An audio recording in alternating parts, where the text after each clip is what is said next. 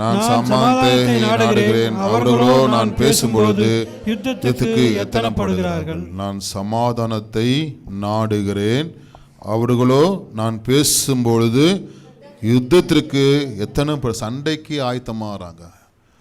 இப்போது அதனால் சமாதானத்தை நாம் நாடணும். நம்முடைய டென்ஷனுங்க, பிரச்சனைங்க மற்றவர்கிட்ட பேசும் பொழுது சண்டை போடுற மாதிரி இருக்கக்கூடாது. எப்படி இருக்கணுமா? சமாதானம் பண்ணுற மாதிரி இருக்கணுமா.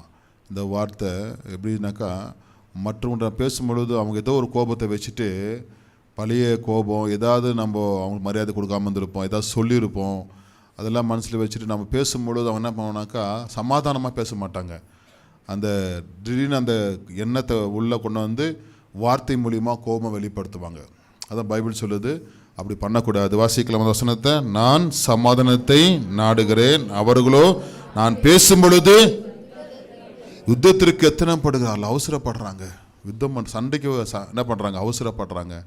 அதெல்லாம் சில பேர் பேச மாட்டாங்க பாருங்கள், போயிடுவாங்க. எதுக்கடா வம்பு அப்படின்னு சொல்லி சொந்தக்கார்ட்ட பேச மாட்டாங்க, ஃப்ரெண்ட்ஸுங்கிட்ட அவங்க பேசினாவே சண்டைக்கு வராங்கப்பா, கத்துறாங்கப்பா அப்படின்னு போயிடுவாங்க. அதெல்லாம் அப்படி இல்லாதபடி சமாதானமாக இருப்போமாக. ஹல்லேலூயா. இல்லை ஸ்தோத்திரம் பண்ணலாமா? வேத்து உயர்த்தி எல்லாம் சொல்லுவோமா? ஸ்தோத்திரம் சொல்லுவோமா? ஸ்தோத்திரம்.